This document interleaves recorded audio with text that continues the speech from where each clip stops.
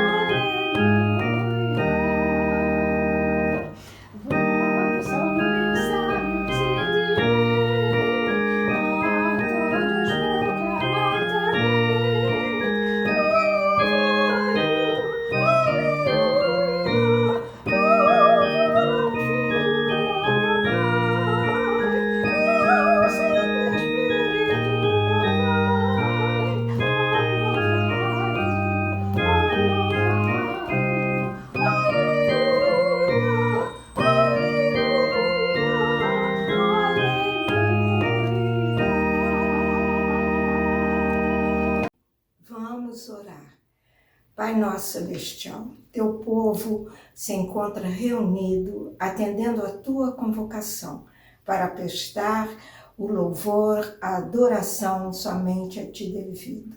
Pai Santo, nós te adoramos na beleza da tua santidade. Pai amoroso, misericordioso, nós te louvamos por tudo que tu tens feito por nós, pelo que fez, pelo que ainda fará. Nós te louvamos por tudo, Senhor. Nós te adoramos, Deus Pai, Criador de todas as coisas. Porque, Senhor, tu mandaste teu Filho morrer na cruz em nosso lugar.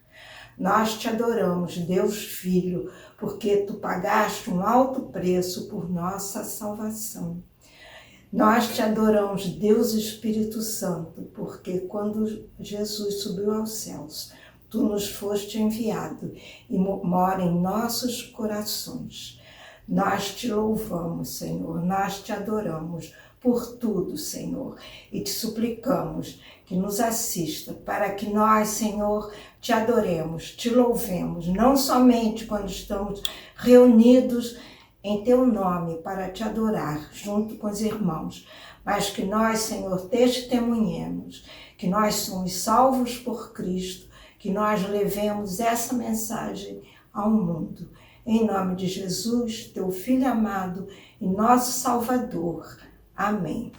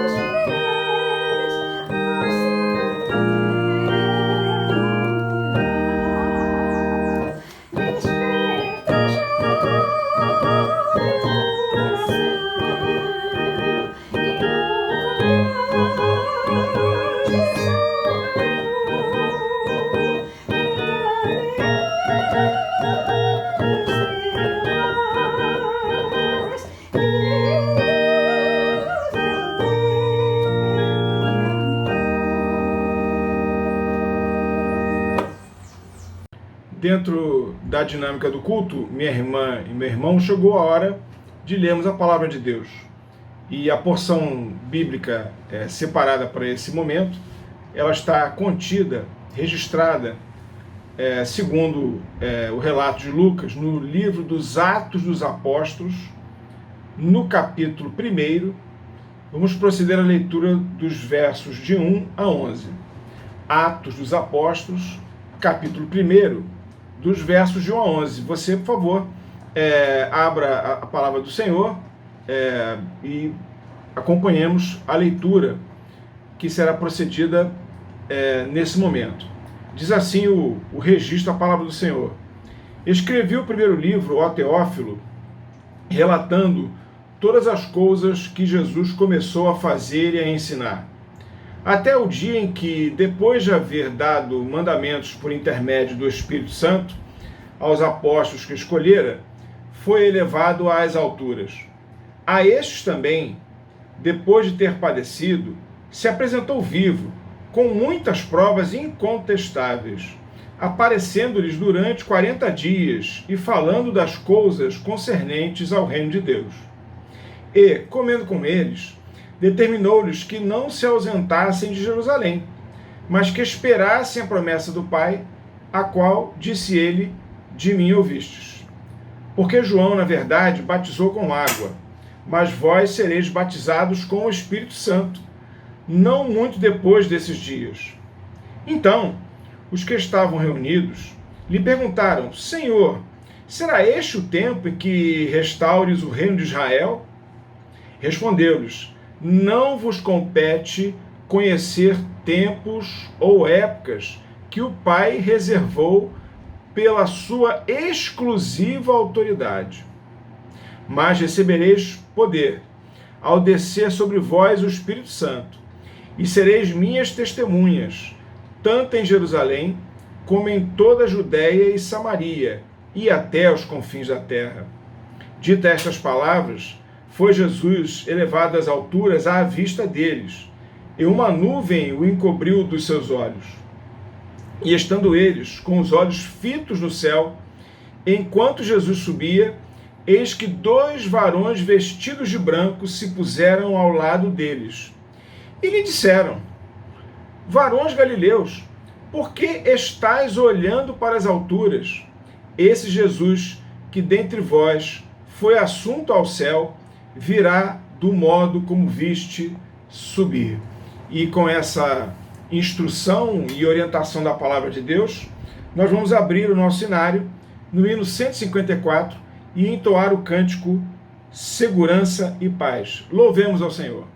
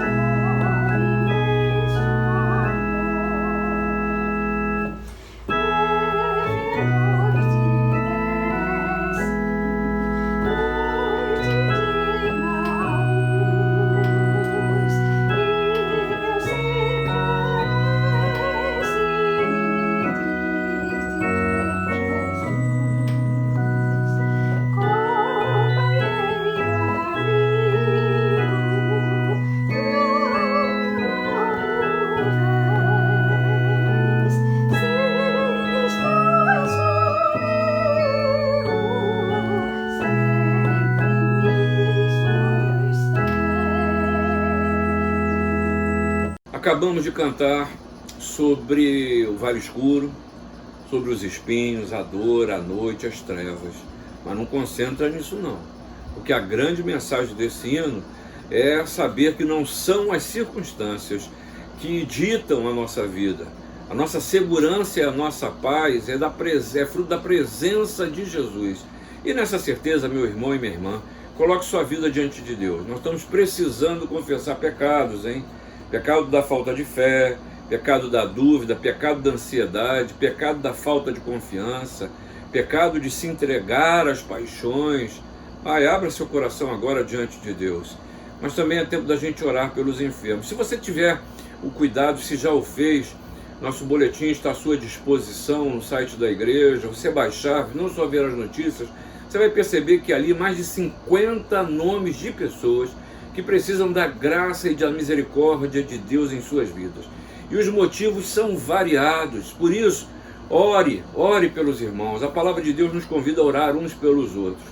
Mas lembre-se também de pedir o consolo do Espírito Santo para a família de Lenilda Bittencourt. O Senhor chamou a sua presença.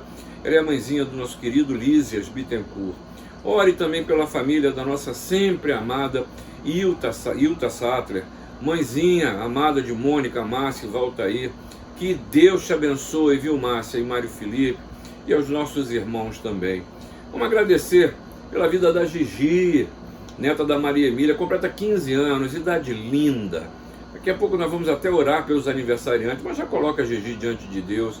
Mas agradeça, eu quero pedir a você que agradeça por mim, porque você, como sabe, meu pai foi chamado à presença de Deus, o Espírito Santo tem nos consolado, minha irmã foi internada, mas já está de alta, já está em casa, curada e seguindo o processo final da quarentena. Por isso eu quero convidar você a orar. Vamos falar com Deus nessa hora. Senhor, obrigado porque o Senhor é Deus presente, o Senhor fala e se move em todo o tempo. Nós queremos, antes de qualquer nada, Senhor, pedir perdão pelos nossos pecados. Pedir perdão, Senhor, porque às vezes nós deixamos nos envolver pelas circunstâncias e assim nós nos afastamos do Senhor e passamos a temer, passamos a tremer e passamos, Senhor, a viver ansiosos. Perdoa, Senhor, isso. Perdoa a maldade do coração, os pecados cometidos. Mas também queremos pedir, Senhor, que o Senhor tenha graça e misericórdia sobre as nossas vidas. Livra, Senhor, a humanidade desse vírus, Senhor. Dá sabedoria aos homens para que descubram, Senhor, um meio de propiciar, Senhor, de a cura para as pessoas, Senhor. Ordena a Tua bênção, nós queremos clamar ao Senhor, porque confiamos em Ti. Só Tu és o nosso Deus. É a oração que fazemos no nome de Jesus. Amém.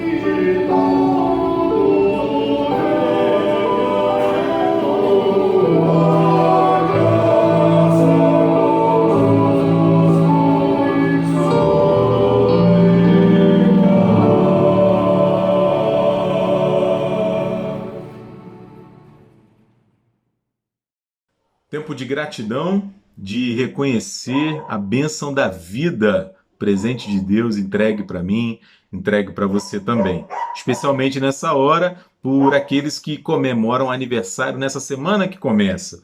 No dia 24, faz aniversário o Alexandre Cunha Barros, o Leandro de Almeida Azeredo Lobo, o Marcelo Teixeira, a Bárbara Sattler Pereira, a Lindalva Maria Gless, a Sueli Júlia de Almeida Patrasso. No dia 25, a Gianine Costa, a Gisele Meireles Viana Cardoso, a neta da nossa irmã Maria Emília, completando 15 anos, uma data muito especial, que Deus abençoe a nossa Gisele. No dia 26, faz aniversário o diácono Leonardo Coelho de Medeiros.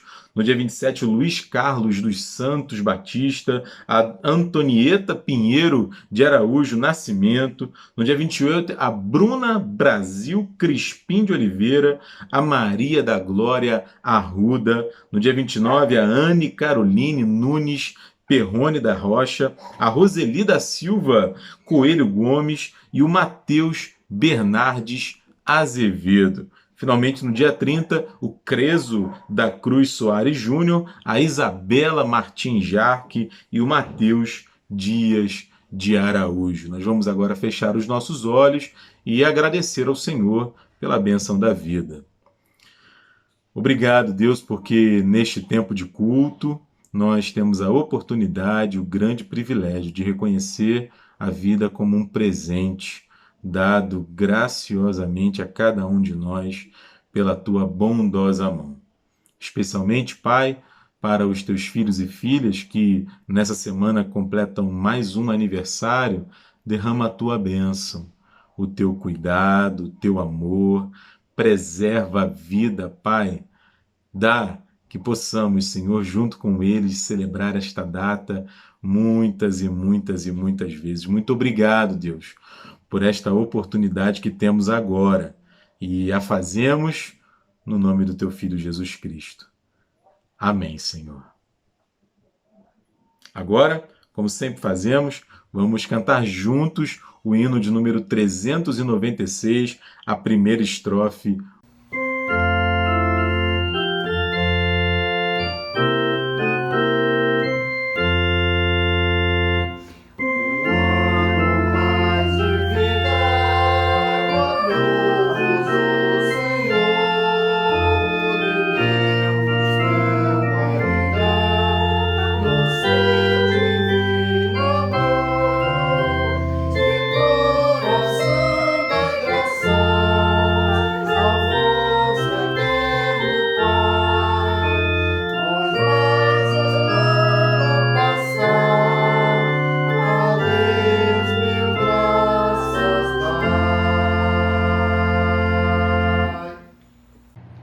Não sei se, meu irmão e minha irmã, essa é a sua impressão, mas nesse momento em que nós estamos vivendo e nessa vereda da história onde Deus nos colocou para sermos igreja, eu tenho observado que de uma forma muito preocupante, nós temos visto os mercadores da fé, que não são novos, mas se utilizando desse momento de sofrimento do povo para buscar os seus interesses. Desculpe essa palavra tão direta, mas não sei se essa é a sua percepção. Percebo, até onde compreendo, que nesse momento onde as pessoas estão fragilizadas, vejo muitas pessoas até usando a palavra de Deus, alguns talvez com boa intenção, mas tirando proveito disso.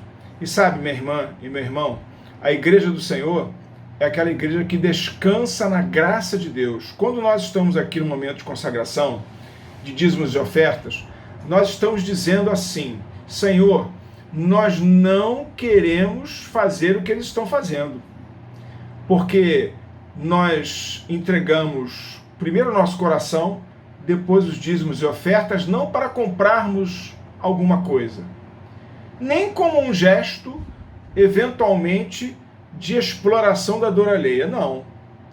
a oferta tem que ser espontânea, tem que ser de um coração alegre, tem que ser de um coração comprometido. Mas nós, ó Deus, queremos dizer o seguinte, que essas ofertas e que esses dízimos, eles representam um gesto, um símbolo de que nós estamos colocando as nossas mãos estendidas para que elas sejam as tuas mãos. Meus irmãos, o momento é muito difícil. A igreja, ela tem compromissos a cumprir, financeiros. Ela tem um trabalho social muito bonito que nós temos, ao longo desse tempo, feito sem qualquer solução de continuidade. Nós dependemos somente do Senhor. E nós, nesse instante em que falamos que dependemos, onde colocamos nosso coração na dependência do Senhor, nós queremos dizer, Senhor, a tua igreja é fiel.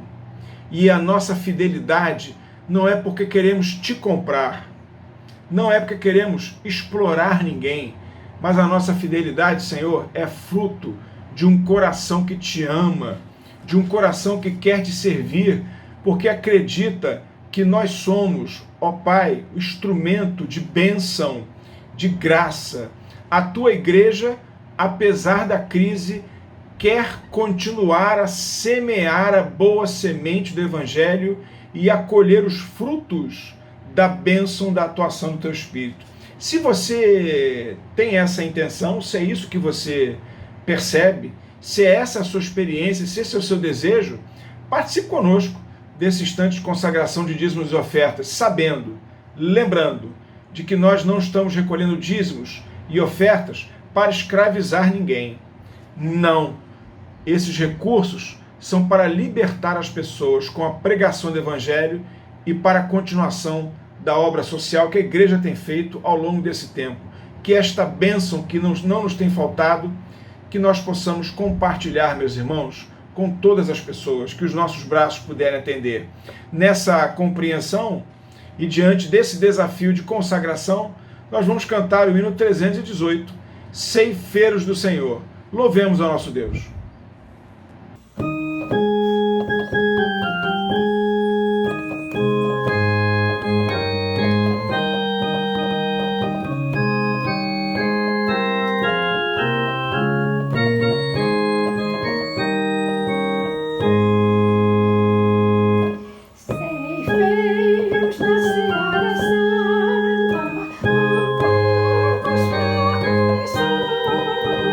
Mais forte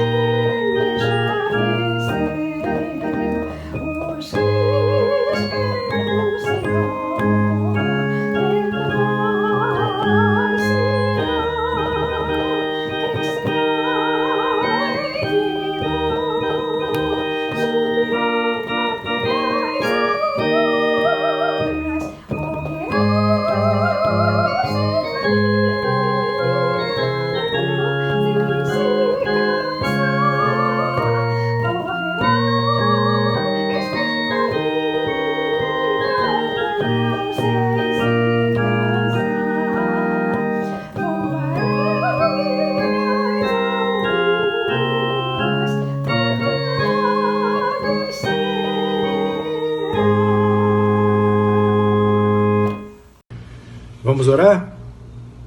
Eis-nos aqui, Senhor, diante de Ti, a Ti entregamos esses dízimos e ofertas, ó Pai. Te entregamos declarando que Tu és Senhor de nossas vidas e rogando que Tu continues conosco, ó Pai, nos dando o alimento espiritual, a força, a provisão nas nossas casas, Senhor. Abençoa os nossos trabalhos, mesmo que estejam limitados, ó Pai, e ainda que suspensos, ó Pai, nós confiamos em Ti.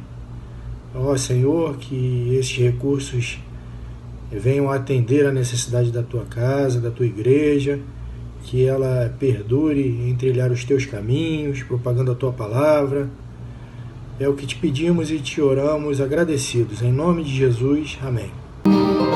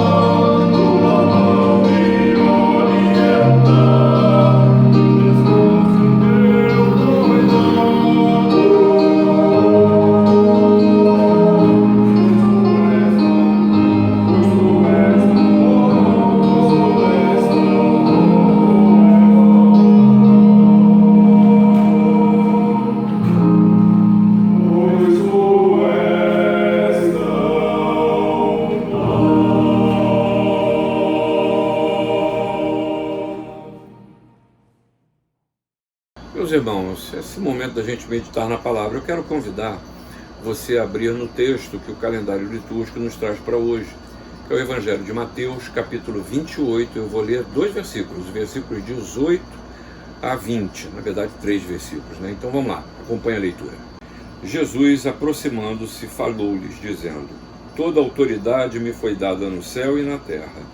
Ide, portanto, fazei discípulos de todas as nações, batizando-os em nome do Pai, do Filho e do Espírito Santo, ensinando-os a guardar todas as coisas que vos tenho ordenado.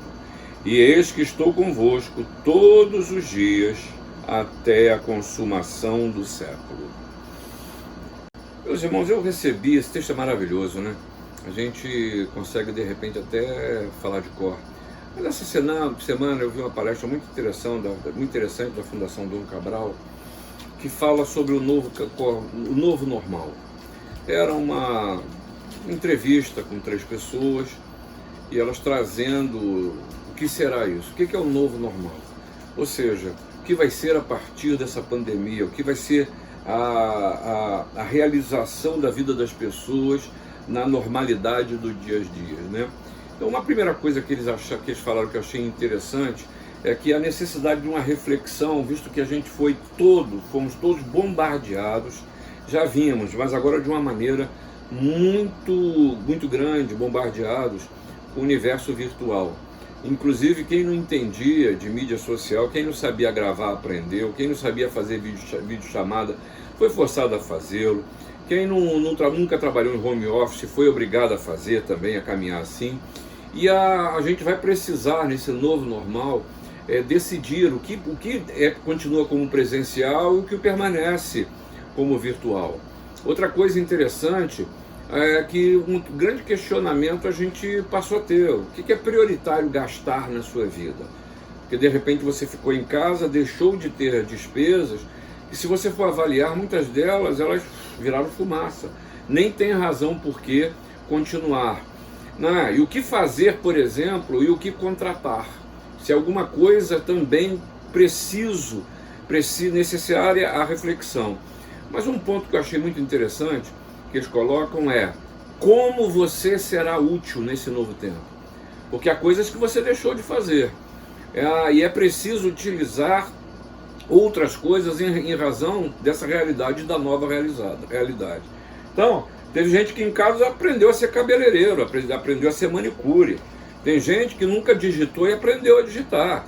E aí a gente aprendeu novas coisas. Eu mesmo fui forçado a entrar em universos do conhecimento que até então eu não conhecia. Então a gente precisa refletir sobre esse novo tempo, porque aqueles que continuarem achando que vão viver a mesma vida correm o risco de sofrer sérios impactos, não só emocionais, mas também financeiros. No que tange a parte espiritual, a necessidade de uma reflexão, porque também como é que será a Igreja de Cristo depois disso tudo? E não se assusta com o que eu vou falar, não. Os espaços de adoração, os nossos templos, eles foram pulverizados, eles perderam o sentido agora.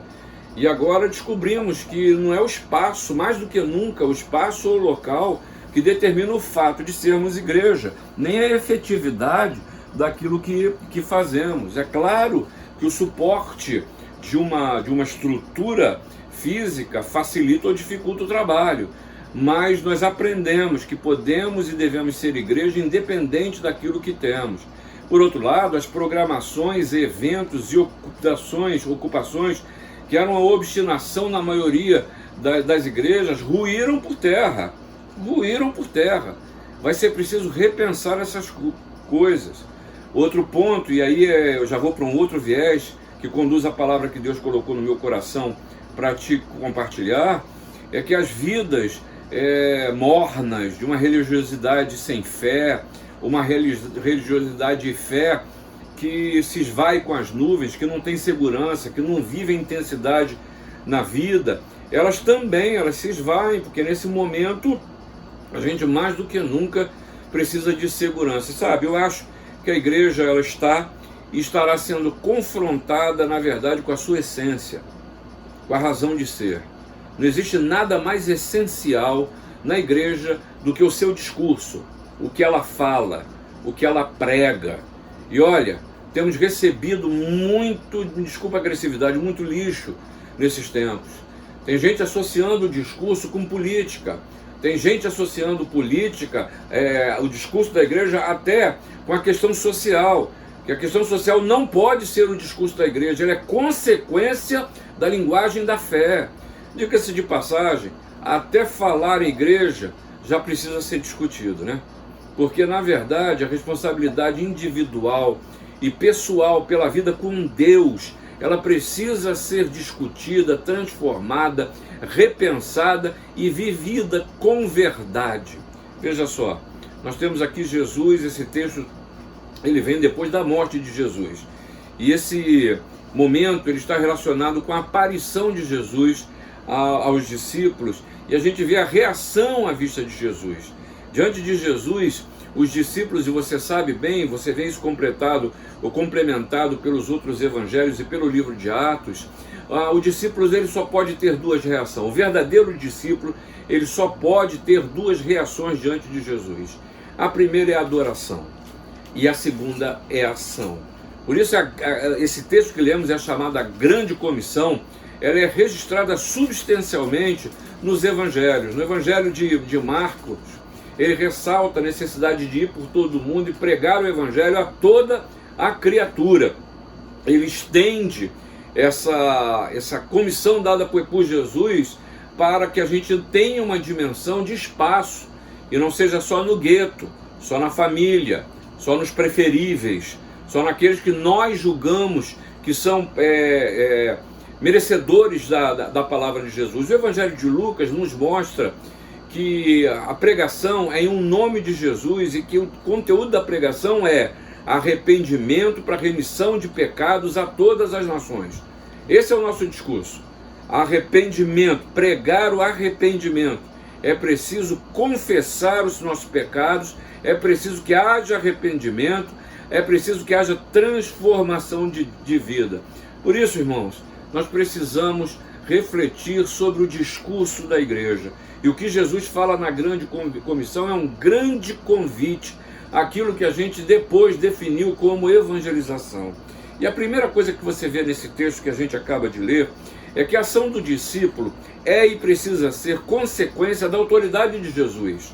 Não é da sua capacidade ou da sua incapacidade, não é da sua força ou da falta dela, não é da nossa capacidade financeira, não é do que a gente pode amealhar para fazer. Nós precisamos ter a certeza e o discernimento de saber em nome de quem nós agimos no mundo. E isso é consciência de soberania de Deus, do Pai, do Filho e do Espírito Santo. Isso é consciência da autoridade, que nós somos servos do Deus Altíssimo. Isso é consciência de serviço e de submissão, mas também é consciência de obediência, quando Jesus diz: ide, vá, pregue o Evangelho. Sabe, irmãos, Jesus nos comissiona e nos acompanha. Isso aqui é maravilhoso. Uma coisa é seu chefe, ou quem sabe alguém que tem alguma ascendência sobre você, chegar e lhe dizer: vai e faça isso. Jesus diz para você: ide, e eu estou convosco, e eu vou com você, e eu estou junto. Estar conosco nos mostra que Jesus ergueu-se da morte para nunca mais morrer. Para nunca mais morrer. E saiba você que o seu batismo não é um porto de chegada. Você que é da igreja já me ouviu falar disso. Mas é um indicativo primeiro de pertencimento. Você pertence ao Senhor, mas Ele lhe convida que você parta desse porto que é o batismo, no sentido de cumprir a missão que o Senhor Jesus lhe deu. O ensino a ser guardado, como disse esse texto, é aquele que Jesus ordenou. Segunda coisa que eu quero lhe dizer é que você tem uma missão, se você é discípulo de Jesus. Todo discípulo tem uma missão, e essa missão consiste em levar as almas à conversão. Olha só, vai lá, também não se escandaliza com o que eu vou lhe dizer agora não. A nossa missão é levar almas à conversão, batizar os conversos para que esses façam parte da igreja e ensiná-los a viver segundo os ensinamentos do Senhor. E aí eu quero dizer para você que a sua missão não é cuidar dos bancos da igreja. Missão não é tocar na igreja. A sua missão não é fazer o que quer que seja na igreja ou em nome da igreja. A sua missão é isso, é pregar o evangelho. Disso que eu falei é como é que você usa os seus talentos, se seus dons e talentos estão a serviço do Senhor ou não. O problema é que hoje a gente confunde missão com dom, com a utilização de dons e talentos. Saiba que o domínio de Cristo é universal, por isso o chamado dele, ele se espraia por todas as nações. E aí eu quero botar em você, e se puder você ficar angustiado em saber que você não pode alcançar o mundo todo, mas o Senhor precisa nos dar essa cosmovisão, de pensar numa Europa que vive um chamado pós-cristianismo, pensar em universos hoje que se são antagônicos até nós, contra nós cristãos, mas que isso não pode gerar guerra santa, mas uma compaixão e um amor que nos leve a falar do amor de Cristo. A gente precisa falar do evangelho. No Brasil há estados no nosso país que são menos evangelizados do que vários países no mundo.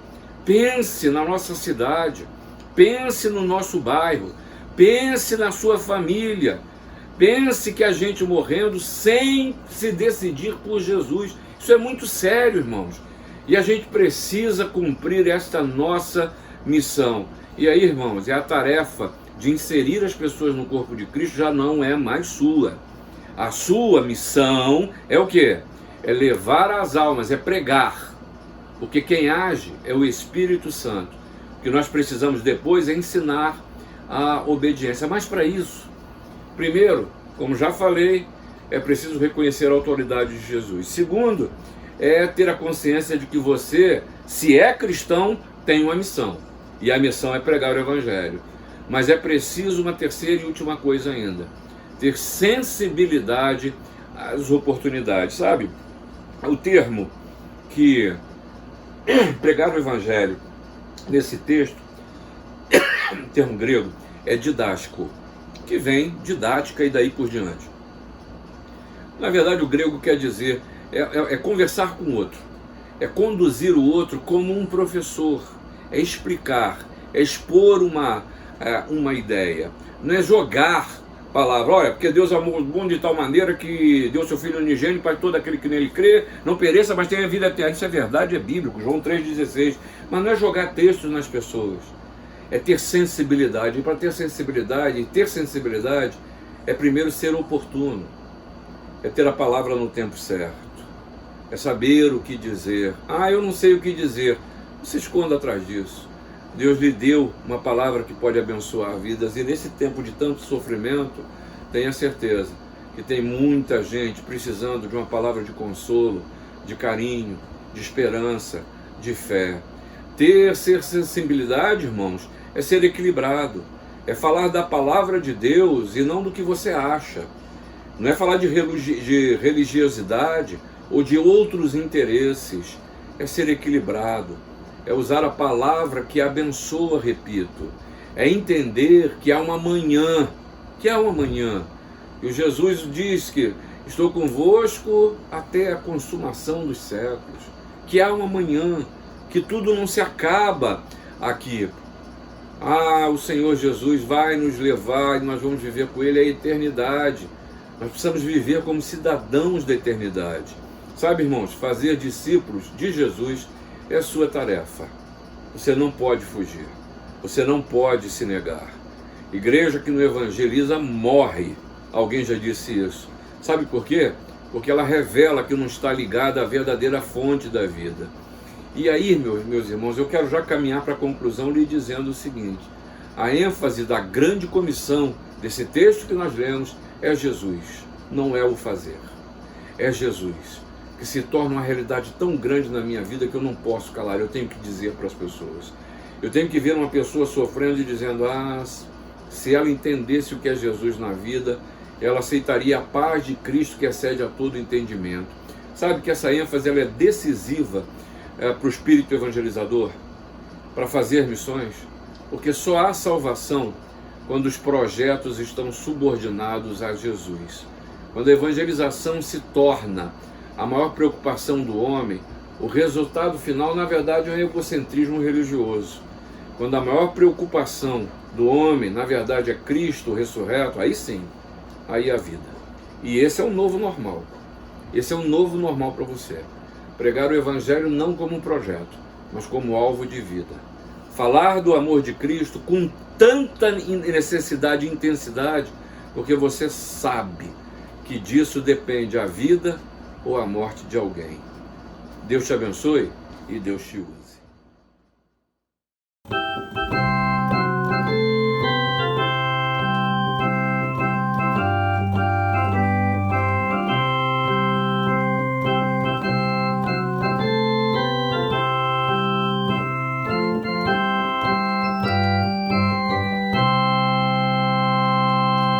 Junto ao trono de Deus preparado, a cristão